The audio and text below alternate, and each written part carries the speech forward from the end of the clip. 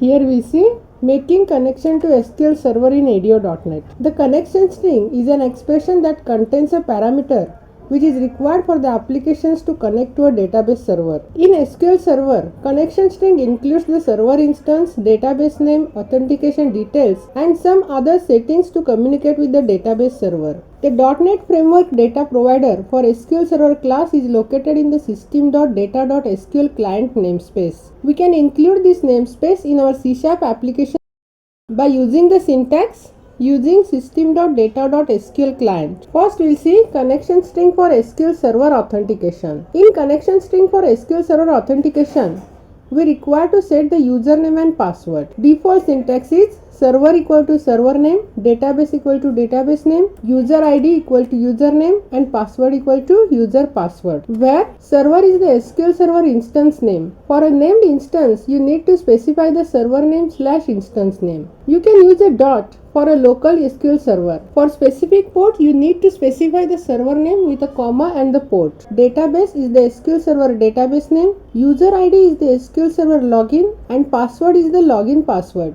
And if we are using Windows authentication, the connection string to connect the database is server equal to server name, database equal to database name, and trusted connection equal to true, where server is the SQL Server instance name. For a named instance, you need to specify the server name / instance name. You can use a dot for a local SQL server. For specific port, you need to specify the server name with a comma and the port. Database is the SQL Server database name. And last is trusted connection true. A connection made using Windows authentication is sometimes called a trusted connection, since SQL Server trusts the credentials provided by the Windows. The namespace system.data.sql client contains the following important classes. All these classes cannot be inherited. First is SQL connection, which is used to create a SQL Server connection. Then SQL command, which is used to execute the database queries. SQL data adapter, which represents a set of data commands and a database connection